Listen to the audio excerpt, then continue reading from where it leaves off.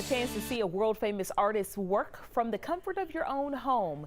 That was just one way Atlanta's High Museum of Art adapted actually during the pandemic to get creative after it was forced to close its doors. Tonight, Bill List continues his 5-part series on how the Atlanta arts community navigated COVID. And at the High Museum, what started as a temporary solution has now become a permanent way to bring more art to more people.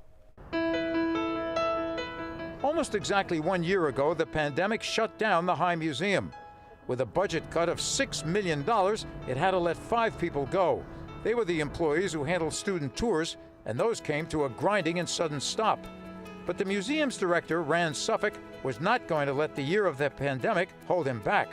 He opened the museum after 4 months with strict CDC guidelines and protocols in place.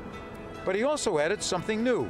The museum went virtual. So we started to develop a whole series of programming, great teacher resources at the time, activities for families to do, virtual tours, talks online, studio visits with our curators and some local artists and so forth, just a series of different things that we could do to try and give people some form of, hopefully some constructive distraction and some inspiration during the mess that we were all living through. Right now, the High Museum is allowing in 250 people per hour. That's 25% of the normal total. But the people want to come back? Just ask Kathy Freeman and Melanie Williams from Decatur. This is our first outing in over a year.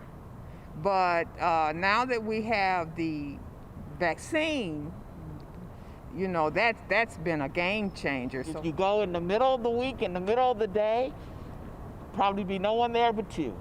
So that's what we decided to do.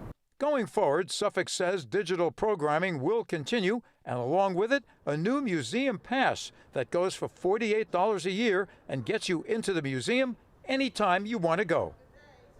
As expected, the museum is being cautious on when it can open to a full attendance level, but it is planning its major shows coming up, including a Calder Picasso exhibit opening at the end of June. You can watch Bill's full interview with Rand Suffolk by going to his story on 11alive.com.